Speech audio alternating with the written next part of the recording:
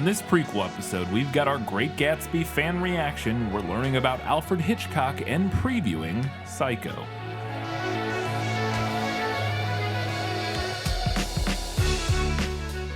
Hello and welcome back to This Film Is Like, the podcast where we talk about movies that are based on books. It's another prequel episode. It's the start of the spooky season. We've got a ton to talk about, so let's get right into it with our patron shoutouts. We have no new patrons this week, but we do have our Academy Award winners, as always, and they are Paul, Kat Ensminger, Ben Wilcox, Jeff Niederhofer, Ian from Wine Country, Ready for Spooky Season, Winchester's Forever, Kelly Napier, Gray Hightower, Eli Youngs, Gratch, Just Gratch, Shelby Says Black Lives and Trans Lives Matter, V. Frank, and Alina Starkov. Thank you all so very much. You're all the best, and we're all hopefully ready for spooky season, because it's that time of year, the best time of year, spooky season.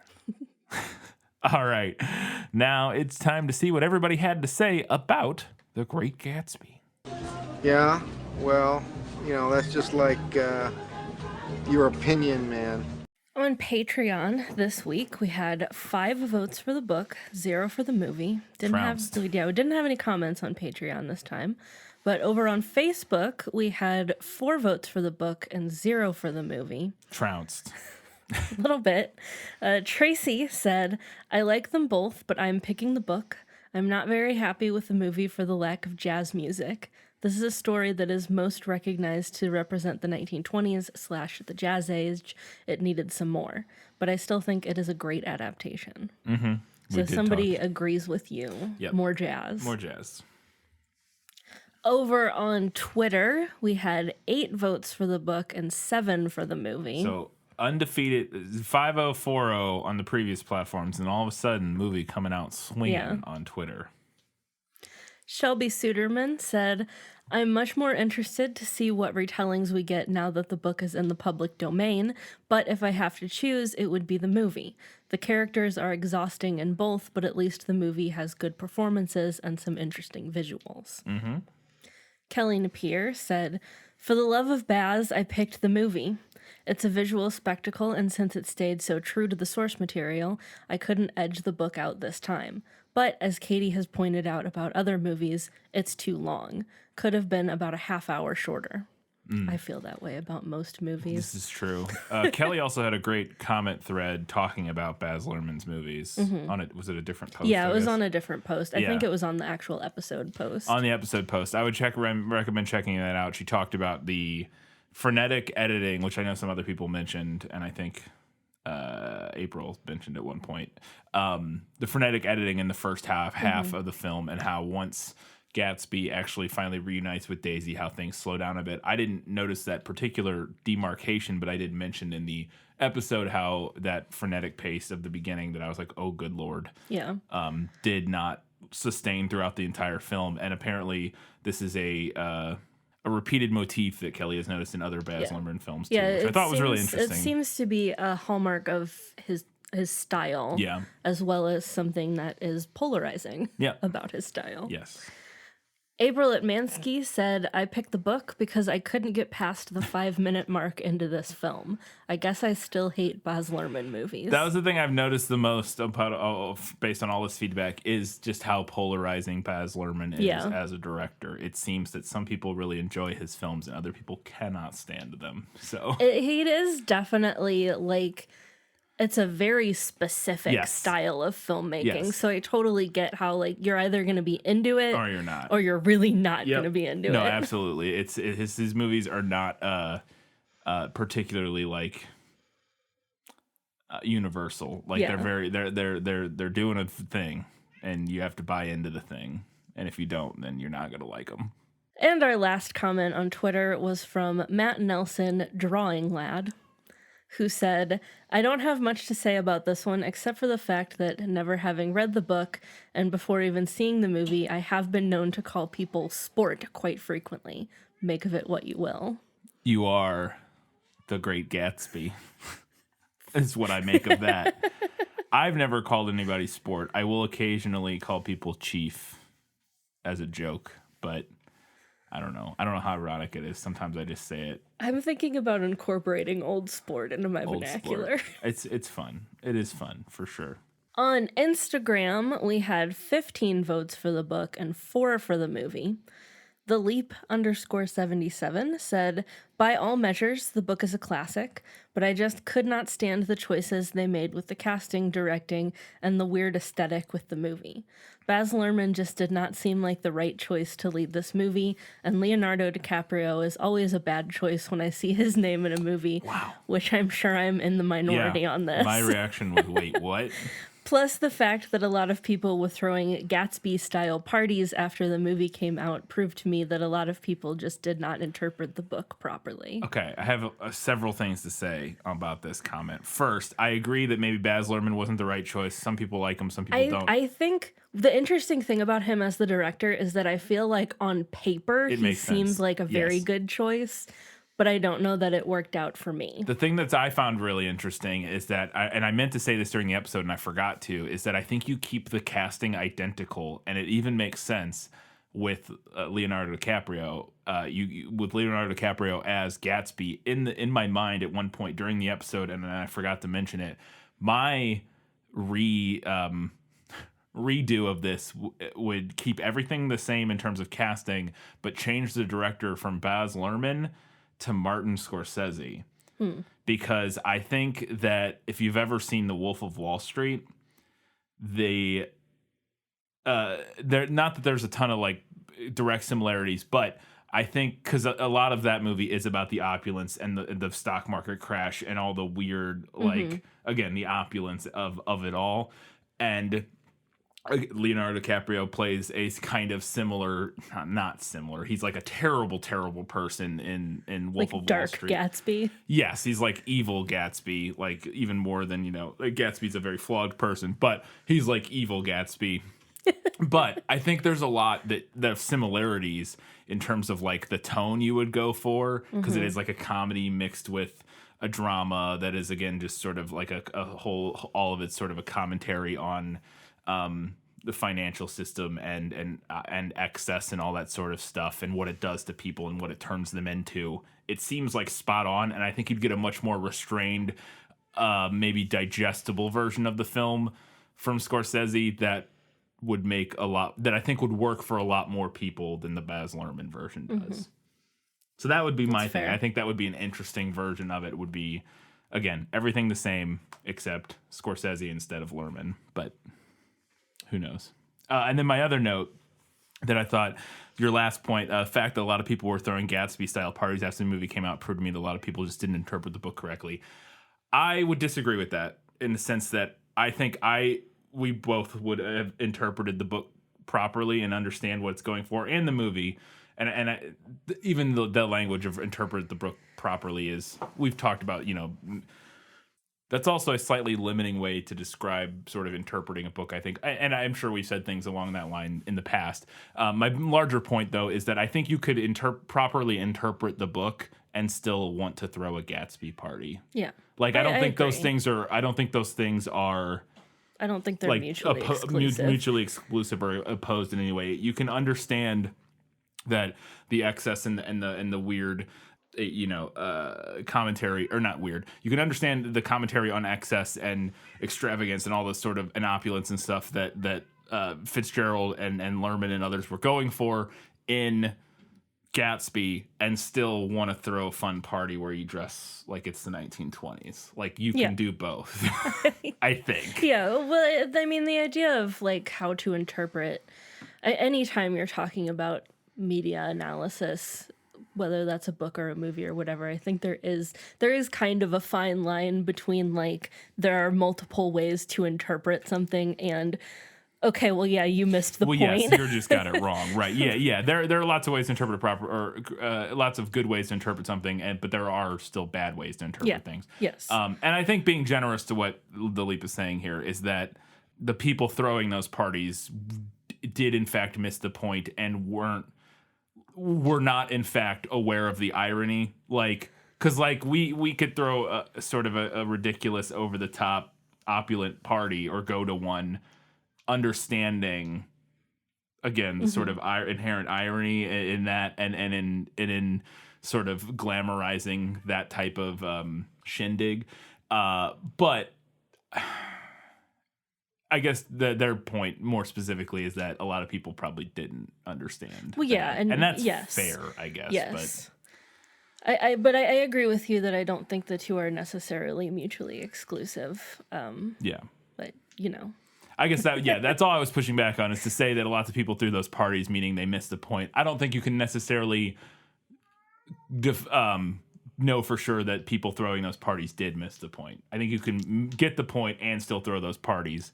It's probably more likely that they didn't get the point, but I think you can. I think you can. Because we do talk about all the time how just the vast majority of people's critical sort of comprehension abilities are terrible. So, like, most people don't understand the point of most media. Like, just in general, I'm always astounded by the sheer number of people who just do not understand what media is trying to say. Well, and I think a good example of something with that kind of fine line is if you look at Romeo and Juliet.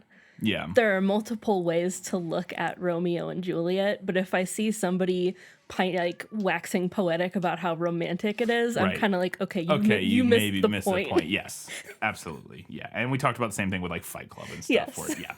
Yeah, absolutely. And our other comment on Instagram was from Jedian9, who said, somehow, despite having a degree in English, I've managed to live my life without ever having to read this book until now. And even though I do appreciate the heightened reality Baz injects into the movie, there's a reason we're still talking about the book 100 years later and not the movie. I was honestly on the fence about this one all week until I listened to your verdict, which sort of nudged my thoughts into a final decision. Book is greater than the movie. There you go. And we always love to hear when somebody reads something for the first time because of our show. That's fun. Cool. So where do we end up in the final numbers? Our final winner was the book with 32 votes to the movie's 11. I do want to go back to that Twitter tally for a minute. Yeah. Because what happened on Twitter I thought was really interesting. I don't have any big ideas about what it means. I just thought it was interesting because the movie got destroyed on every other platform. Yes. Absolutely decimated. Yeah. In favor of the book. It would have been 24-4 without Twitter. Yeah.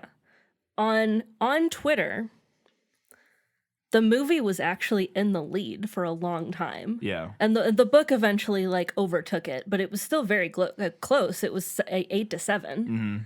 And I don't know. I just thought that was interesting. I don't think we've ever had that happen before. Yeah, where one particular, and it may just be a weird happenstance of the particular people who engage on that platform. Because our fans do tend to engage on the specific platforms that they, I assume, use the most or whatever. Yes. So, we like Shelby always comments on Twitter, blah, blah, blah, et cetera. We have a handful of people who engage on multiple platforms, but in general.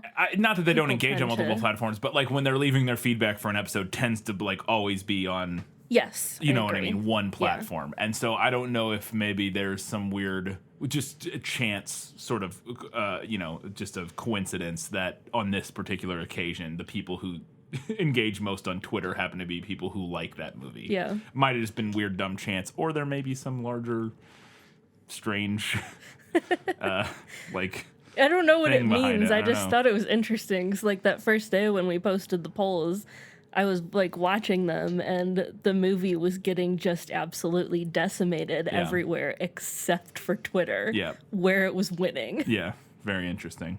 All right, it's now time to learn a little bit about Alfred Hitchcock. No matter what anybody tells you, words and ideas can change the world. Alfred Joseph Hitchcock was born on August 13th, 1899 in Leytonstone on the outskirts of East London. Alfred was the youngest of 3 children, and his father was a grocery store owner, a greengrocer, as they call it over there across the pond, just as his father had been. And they, for quite some time in different locations, lived above their grocery stores that they owned. The Hitchcocks were fairly well-to-do, living in a 5-bedroom Victorian house complete with a maid, cook, chauffeur, and gardener, and also renting a seaside house every summer in Cliftonville, Kent. All these English places that I don't know where they are. I mean, I've heard of Kent, but I don't know in relation to London. I could not point at a map of England and tell you where Kent was. Nope. No idea. Hitchcock has said these summers by the sea was where he first became, quote, class conscious, noticing the differences between the wealthy tourists who came to visit and the lower class locals who lived and worked in the area. One of his favorite stories for interviewers was about his father sending him to a local police station when he was 5. He had a note, and then that that he brought and handed to one of the policemen at the station, and that policeman read the note and then locked him in a cell for a few minutes, saying, quote, "This is what we do to naughty boys," end quote.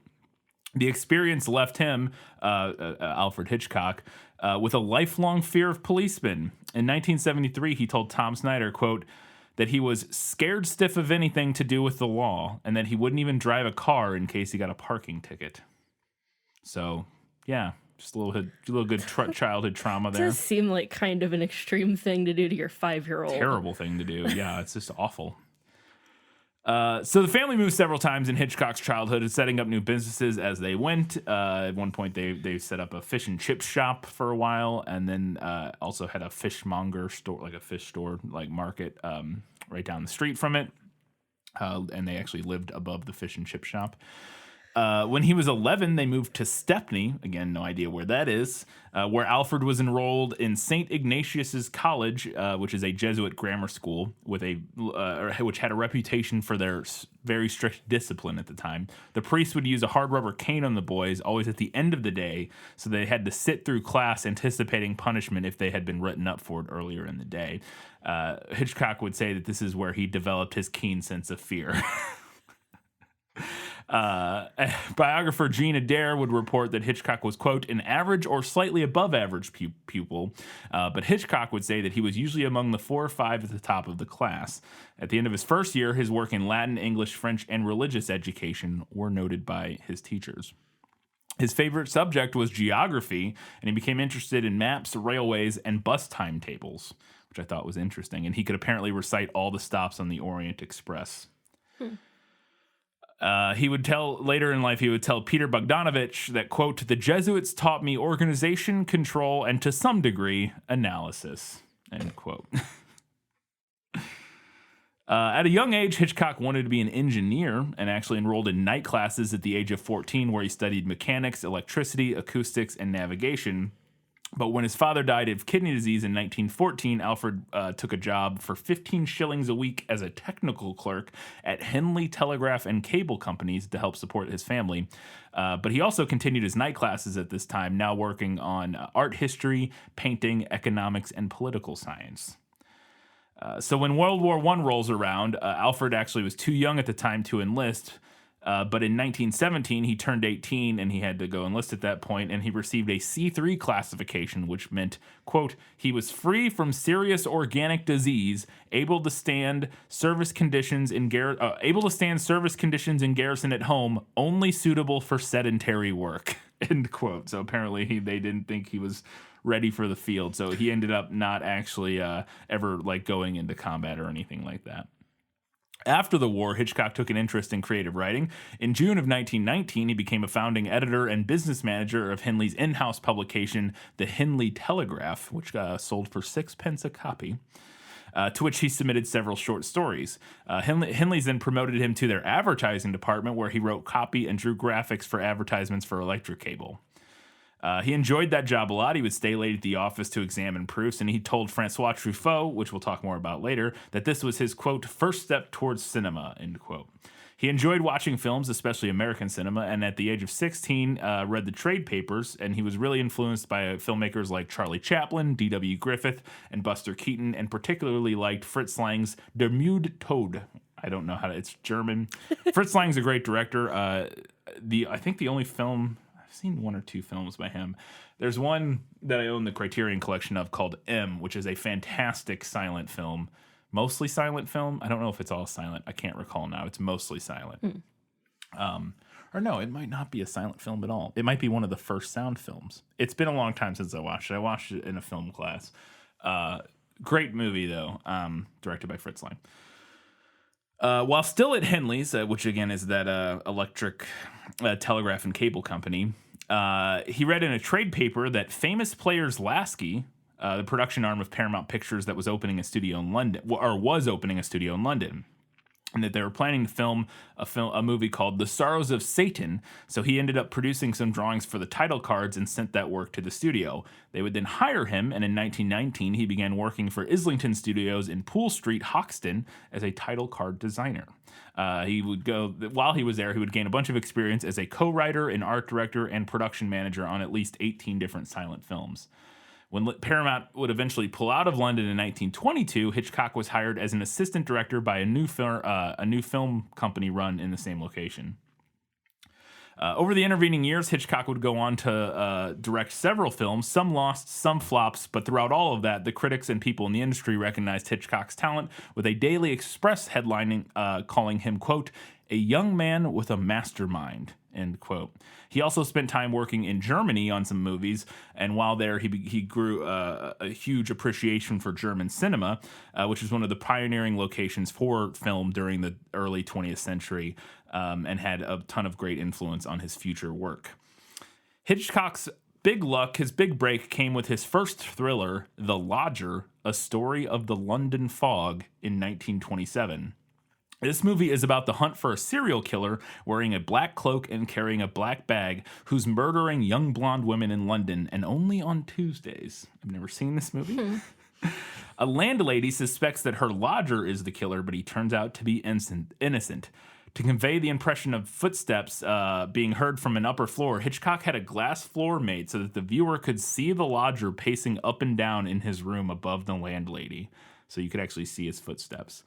Apparently, Hitchcock wanted the leading man to be guilty in the film, or at least to end ambiguously. But the star of the film was this actor named Ivor Novello, a matinee idol, and the star system, quote unquote, meant that Novello could not be the villain in the movie, so he had to come up with a different villain. It was released in January of 1927. The Lodger was a commercial and critical success in the UK. Hitchcock would go on to tell Truffaut later that the film was the first of his to be influenced by German Expressionism. Quote, in truth, you might almost say that The Lodger was my first picture, end quote. He also made his first cameo in that film, where he's depicted sitting in a newsroom, and in the second time you see him, standing in a crowd as the leading man is arrested, which would be a thing that Hitchcock would go on to be famous for, making cameos in all of his films. Hitchcock would marry Alma Reville, I actually don't know how to pronounce her last name, in 1926, and continued to have success in England's film industry with numerous successful films, but by 1938, he felt he had reached his peak in Britain. Over the years, he had received numerous contract offers, from production companies, producers in the United States, but he had turned all of them down because he disliked having that contractual obligation, and he thought the projects were kind of like dumb and boring. However, producer David O. Selznick, who was the producer for Gone with the Wind, offered him a concrete proposal to make a film based on the sinking of the RMS Titanic, which never happened. That film never was made. It was ultimately shelved. But Selznick persuaded Hitchcock to come to Hollywood, and in July 1938, Hitchcock flew to New York and found there that he was already a celebrity because his movies that he had done in England were very popular already in the U.S., and he was featured in magazines and gave interviews on radio stations. In Hollywood, Hitchcock actually met Selznick for the first time, and they offered him a 4-film contract for approximately $40,000 for each picture, which would be the equivalent of $735,000 in 2020. So pre-1950, during World War II, and in the years shortly thereafter, Hitchcock would make over a dozen films in the U.S. before finally entering what was be known as sort of his golden era as peak Hitchcock years, starting in the 50s with Dial M for Murder. He would follow that directly with Rear Window, To Catch a Thief, The Trouble with Harry, The Man Who Knew Too Much, The Wrong Man, which I've never seen any of those. From To Catch a Thief to The Wrong Man, I've never seen any of those. But then Vertigo, North by Northwest, Psycho, and then The Birds in 1963. Also, he had his TV show Alfred Hitchcock Presents, which he was producer, director, all that sort of stuff on. And there was a number of TV, I think like 17 or 18 TV episodes, basically, that were very similar to something like Twilight Zone, kind of. Like, and it's like each one is like a little short story, kind of self-contained type of thing. What's the word I'm looking for? Not episodic. It's got a word. Anthology series kind of type of thing. Yeah. I think would be the right way to call it. Hitchcock was knighted in 1980, but it was too ill to travel to the ceremony, and he died of kidney failure on April 29th, 1980, at the age of 80. Before we wrap up, I think it's important to note that Hitchcock had a very complicated and at times adversarial relationship with actors. We mentioned this a little bit in our Birds episode, because specifically women actors was an issue. He was known for having remarked that, quote, actors should be treated like cattle, end quote. Specifically, Tippi Hedren, who was starred in The Birds, and others have accused Hitchcock of assault, with people coming out both in defense of Hitchcock and in support of Hedren and other actors and actresses who have brought or told their stories. Haven't taken a ton of time to read up on all this information, but there appears to be a pretty good primer for this article on LitHub. We'll share this in like the link for this episode and stuff. The title of the article, if you just want to Google it, is "The Dark Side of an Auteur on Alfred Hitchcock's Treatment of Women." Which, again, it's not like an in-depth article, but it is sort of like at least more in-depth than what I'm going into here. Hitchcock's career would span 6 decades and more than 60 films, and his effect on the industry is unable to be exaggerated. His films are some of the most influential films in all of cinema history, and I really didn't even begin to scratch the surface with this little sort of introduction here. If you want to do some more reading, you can check out Hitchcock/Truffaut. As I mentioned earlier, I kept quoting Truffaut, quoting Hitchcock. That's a book by famed director Francois Truffaut, who spent 50 hours interviewing Alfred Hitchcock about his life and career. There's also apparently a critically acclaimed 2015 documentary based on that book that's available for free on Tubi, so you can watch that if you don't want to read the book, you just want to watch a movie based on the book. Supposed to be very good, like it won some awards and stuff, the documentary. The book is also supposed to be very good. Or there's another book called Alfred Hitchcock, A Life in Darkness and Light, which I saw available on Amazon, had pretty good reviews. There's also a documentary that came out this year called I Am Alfred Hitchcock. Have not seen it, can't seem to find it anywhere online, and I cannot attest to its quality, but it had pretty okay reviews on the sources I saw. And the trailer for it looked interesting. Doesn't seem like it's streaming anywhere. I could not find it streaming anywhere, but it did release 2021. So I don't. Maybe it's making maybe it's in festivals or something. I don't know. I couldn't find much information about it. But if you look up Alfred Hitchcock, you can find at least the IMDb page and whatnot. So, but I would recommend the Hitchcock Truffaut. Although I don't know how critical that. I don't think that particular. At least the book, I don't think is particularly critical of Hitchcock. I don't know if the documentary is. I have not seen it. Yeah. And I don't know if any of the other ones are. But there is more to Hitchcock's story than is often reported in terms of some less desirable things. So it's something to look into. All right. Now we're going to learn a little bit about the book that one of Hitchcock's most famous movies is based on, Psycho.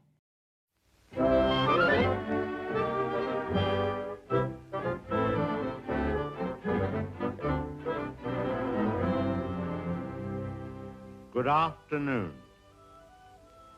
Here we have a quiet little motel, tucked away off the main highway, and as you see, perfectly harmless looking, when in fact, it has now become known as the scene of the crime. Psycho is a 1959 horror novel by American writer Robert Bloch. This novel is considered to be one of Bloch's most enduring works and one of the most influential horror books of the 20th century. Straight up, didn't know this was based on a book. 100% did not know this movie was based on a book. It's wild to me that I didn't know that, but did know that somewhere in my brain. I had no idea. But this is not a genre that I read, right. So yeah, I mean, me either. But still, I just amazed that I didn't know it wasn't based on a book, or that it was based on a book. Apparently, his best work and a very influential book. He did write 2 sequels to it: Psycho 2. In 1982. So quite a ways later. Yeah, and Psycho House in 1990. Psycho House. Yeah, they're both really great titles. Yeah, Psycho House is something. Yeah. Neither of them were related to any of the film sequels, though they were kind of their own separate thing. Yeah. A 4th installment in this series was titled Robert Bloch's Psycho Sanitarium. It was written by Chet Williamson in 2016, so not written by him. And that book is set between the events of the original novel and Psycho 2. So it's kind of like an in-between quel, I guess. Yeah. So if you are into true crime and that kind of serial killer content that so many are into these days, Indeed. then you probably know that there is a real-world serial killer connection in Psycho.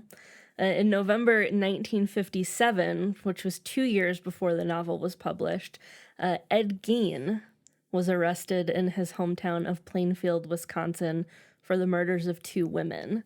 And then when police went and searched his home, they found a lot of very grisly things. Yes. Furniture, silverware, clothing made of human skin and body parts, among other items, which was why he was nicknamed the Butcher of Plainfield. Yeah. Gein is one of the... I mean, and there's lots, but one of the people most off-cited for inspiration for a lot of like movie, a lot of slasher horror movie villains and that sort of thing. I saw like Texas Norman Chainsaw Bates, Massacre, Leatherface, Hannibal, a little bit. What's his name? Hannibal Lecter. Yeah. Is what you're thinking of? Or and then, Buffalo Bill, rather Bill specifically, is what was I meant. another one that I saw. Yeah, I meant Buffalo Bill, but specifically cited. Yeah. Now, at the time of Gein's arrest, Block was living actually just about 35 miles away in another Wisconsin town that I did not put the name of because I don't know how to pronounce it. And he says that he was not aware of the Gein case at the time. He began writing Psycho with the notion that the man next door may be a monster, unsuspected even in the gossip-ridden microcosm of small town life. So supposedly he was not aware of this case, and it was kind of a coincidence. Yeah. The novel was almost completed when Gein and his activities were revealed, so Block inserted a line alluding to Gein into one of the final chapters. Gein, yes. It's fine. I know, yeah. I You put the a thing in pronunciation there. Yeah. And I just want to say it differently because I mean, it looks like Gein. Gein, to be fair. Yeah. To be fair. So I have not gotten to the end of this novel yet, so I'm interested to see how What the that book is. references that case. Block was apparently surprised years later when more details about the case came out, and he discovered how closely the imaginary character I'd created resembled the real Ed Gein, both in overt act and apparent motivation. Yeah. So it's kind of spooky. Spooky. Perfect for spooky season. Aside from the 1960 film that we will be discussing on this show, the novel was also adapted as a film in 1998. Which is just a direct shot-for-shot remake of the I would call 1960 that film. more an adaptation of the film, yes. maybe more so than the novel. Yeah. But there's a chance that maybe they kept some specific detail. I don't know. I've seen that movie, but I don't remember enough about it to know what the differences are. Yeah. Because it's, from my memory and from everything I've always heard, like essentially identically, like a shot-for-shot remake. So... The novel also served as the inspiration for the television series Bates Motel, which ran from 2013 to 2017. Yep. I have never seen any of that. I have not either. I've heard it's pretty good. I believe I remember hearing that it was pretty good. People talking about it. I don't know. But yeah, I've never seen it either. All right. Well, let's go ahead now and find out a little bit more about 1960s Psycho. The bathroom.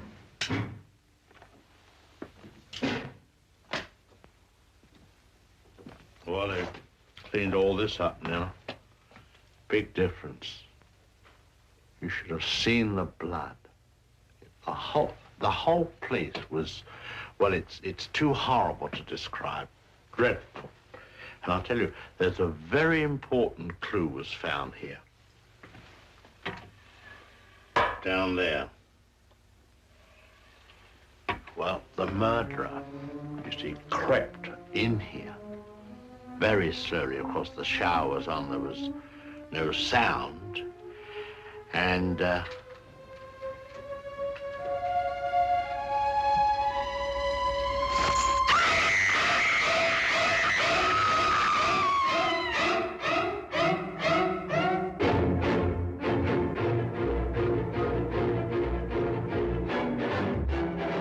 As I mentioned, Psycho is a 1960 film directed by Alfred Hitchcock and written by Joseph Stefano, whose main other credit that I recognized was The Outer Limits, which is also a similar to like the Twilight Zone style show. Very, very similar to the Twilight Zone instead of standalone little like horror story, kind of spooky story things.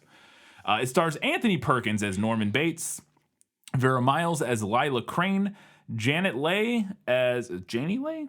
It says Janie Leigh. It's Janet. I thought it was Janet too, but yeah, I guess I mistyped that. Yeah. Janet Leigh as Marion Crane, John, and then the other ones I don't have these people I don't have character names for because those are the main characters. And also stars John Gavin, Martin Balsam, John McIntyre, Simon Oakland, and a bunch of other people from back then that you've likely never heard of. But it does star Pat Hitchcock, who was Alfred Hitchcock's only child, as Caroline. Little cameo. Yep. It's in a scene I read. I can't remember now. I think she's not a child in the film. I think she's older, but I think I might have a note about it later. The film has a 96% on Rotten Tomatoes, a 97% on Metacritic, and an 8.5 out of 10 on IMDb, placing it at number 37 on IMDb's top films list. The film was nominated for 4 Oscars, winning none of them, but they were for Best Supporting Actress, Best Director, Best Cinematography, Black and White, and Best Art Direction, which back then... Did they divide it? They divided black it and for white a and while. Color? That's interesting. I didn't know that. They no longer do that. You can just win Best Cinematography, period. But yes, when color... I mean, there are so few films made in black Right. and white now. But for a period there where that crossover time, when there was still fair number of films in black and white, but color was becoming more and more prominent for... I don't know how long it lasted, because this was actually my first exposure to this thing too. I was like, oh, that's interesting. They had two, and then I scrolled through, and they have 2 different categories. They had a color cinematography and a black and white cinematography. So yeah, interesting. And Best Art Direction. According to Wikipedia, this film made $50 million against a budget of $806,947. Down to the dollar, we have a budget here.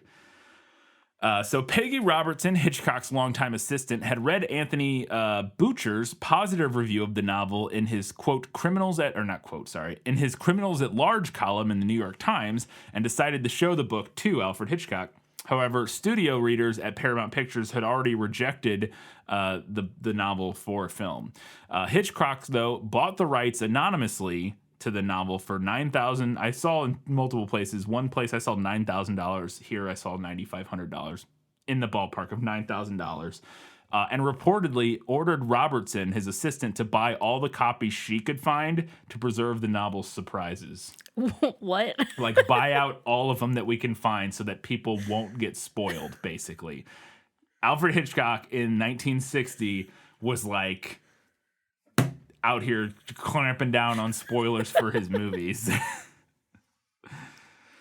So Paramount executives did not want to make the movie, and they balked at Hitchcock's proposal and refused to provide his usual budget. In response to this, Hitchcock offered to film Psycho super quick and super cheap in black and white using his TV show crew, basically, the Alfred Hitchcock Presents television crew. Paramount executives still rejected this cost-conscious approach, claiming that their sound stages were booked and that the industry was in a slump. Their official stance was that the book was, quote, too repulsive and, quote, impossible for film. And nothing but another of his star-studded mystery thrillers would suffice for him to make for Paramount. Hitchcock countered that he personally would finance the film and film it at Universal International Studios using his Shamley Productions crew if Paramount would distribute it. And in lieu of his usual $250,000 director's fee, he proposed a $60 stake in the film negative. And this combined offer was accepted by Paramount. So he really believed in this. He really believed in it, and he basically said, look, you don't have to pay me. I'll just take the cut of what it makes, basically. Which, that's a thing that's still pretty common, or still fairly common, if people are trying to get something made, deferring payment into the box office and be like, look, if it succeeds, I'll make money. We'll all make money, but you don't have to pay me, my normal fee ahead up front.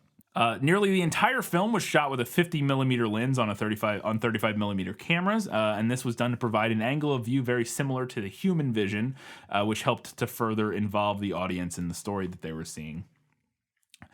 We're going to talk a lot more about the shower scene here in a second, but the final shot in the shower scene, which starts as an extreme close-up on Marion's eye and zooms in and out, proved super difficult for her to do because the water was splashing in her eyes and kept making her want to blink.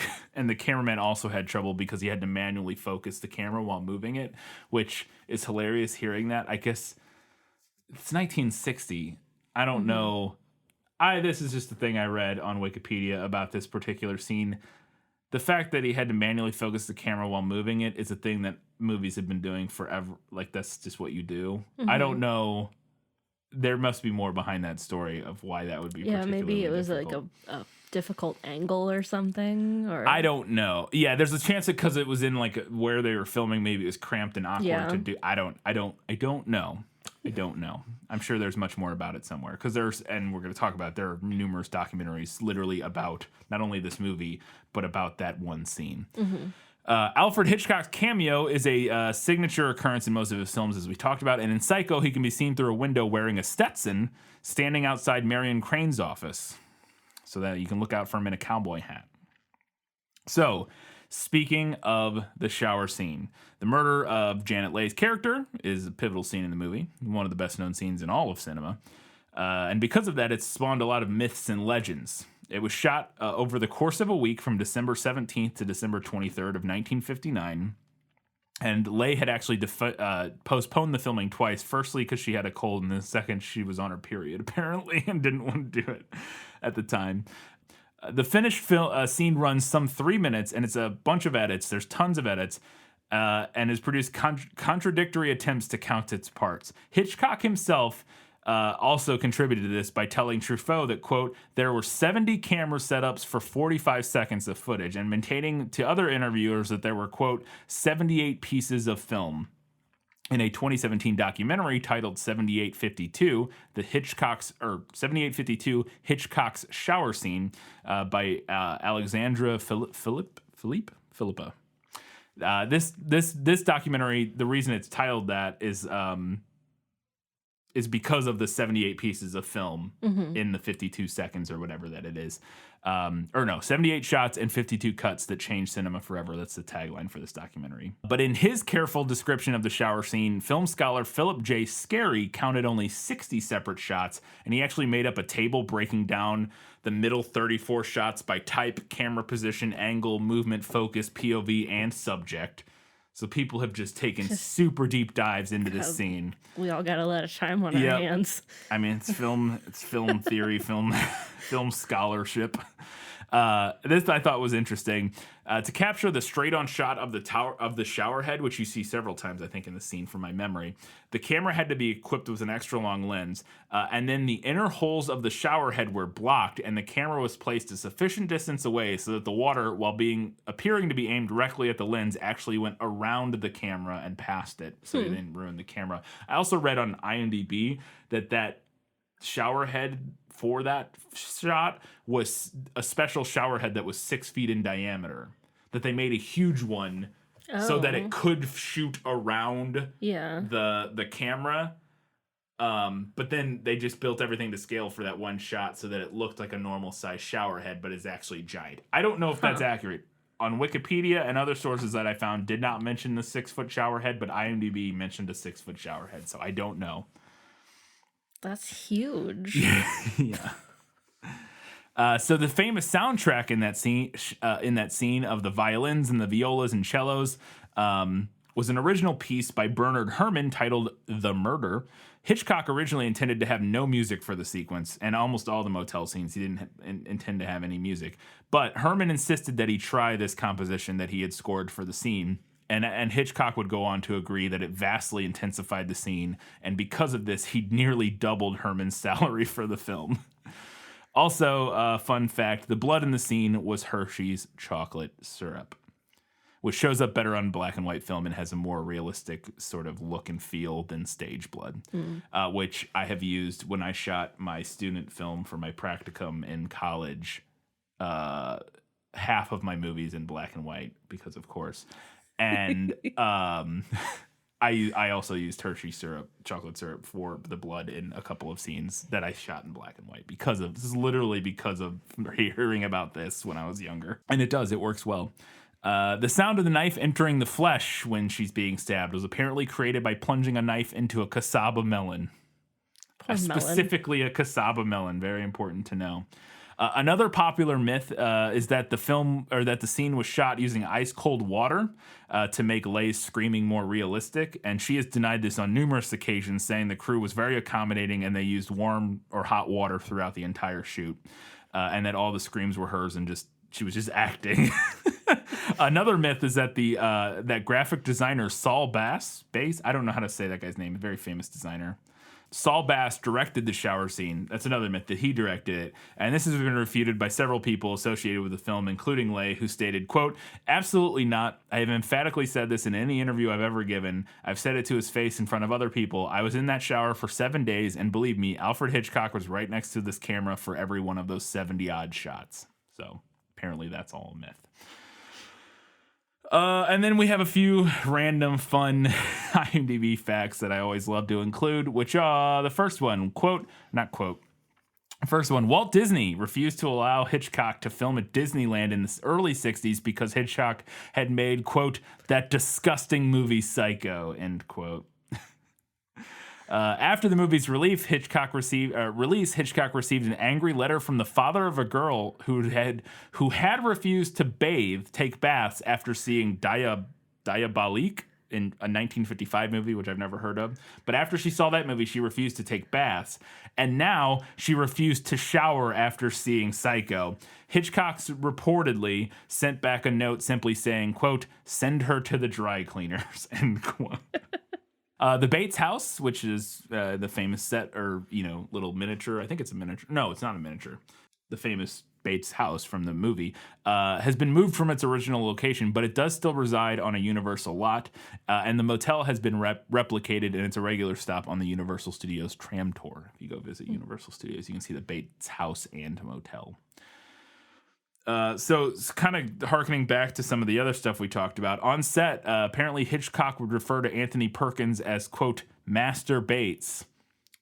And Hitchcock did have the reputation of often harassing male and female cast members like this. See Tippi Hedren, Billy Mummy, etc.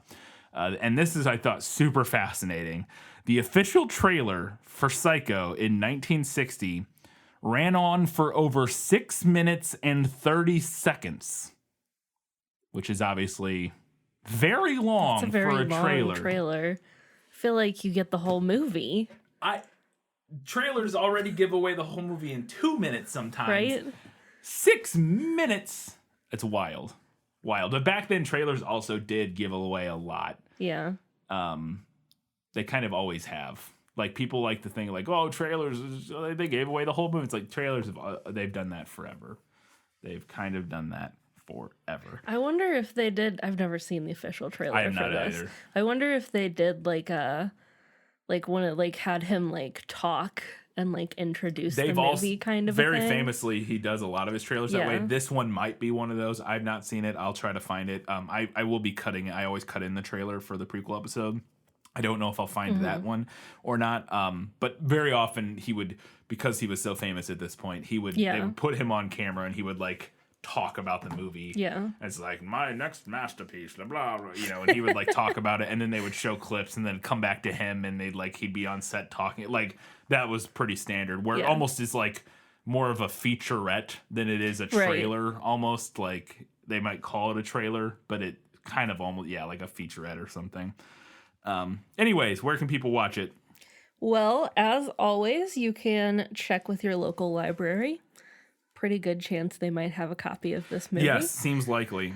Or if you still have a local video rental store, you can check with them. Otherwise, you can stream this with a subscription through Fubo, Showtime through Prime, or DirecTV. Or you can rent it for around $3 to $4 through Apple TV, Amazon, YouTube, Vudu, AMC Theaters on Demand, Redbox, DirecTV, or Spectrum TV. Fantastic. Those are all the places you can watch it. We'll be talking about it in 1 week's time. I'm excited to see. I've seen this movie at least 2 or 3 times over the course of my life. I'm excited to watch it again, and I'm particularly excited to see what does actually come from the book. Especially because there's so many iconic moments and scenes in the movie. I'm really interested to see how much of that really translates from the book, or was, Hitchcock and his writer and the rest of the people sort of coming up with stuff. I mentioned this at the end of our Great Gatsby episode when we talked about what we were doing next, but I'll mention it again. Not only have I never seen this movie, I really don't know anything about it other than like the shower scene reference. Yeah. And I don't think I've even seen that scene like all the way through. I just know the reference. Yeah. So now I think I've read far enough into the book. I forgot that, like, said that, and I'm really glad I didn't include any spoilers other than like the shower scene kind of, but that's not really a spoiler. It's not really a spoiler. Yeah. No, I don't know anything about this movie. And I think I have gotten to a point in the book now where, like, assuming that they're pretty similar, I know I have a good idea of what happens. Okay. But I'm going into this movie, like, mostly blind, aside from reading the book. It's fun. It's one of those things that it's I will be interested to see how you respond to it, because it's one of those things that lots of movies have, and media in general, have taken a lot from it. Mm-hmm. And so you'll watch it and you'll be like, oh, well, yeah. So I'll probably, like, might backwards recognize some references. That, and I also wonder, because it's one of those things where, like, especially like the ending, I do wonder, because it's you will have seen it done in lots of other things by now, or at least similar things doing lots of things doing something similar to what this movie does and like what the story does. I'll be interested to see if it's as effective as it would have been, if this was the first time you had seen this story done this way. I don't know. It should be interesting. It should be really fun to talk about and really fun to kind of see your reaction. And yeah, it's a great kickoff for spooky season. Come back in 1 week's time. We're talking about Psycho. Until that time, guys, gals, non-binary pals, everybody else, Keep reading books. keep watching movies. And keep being awesome.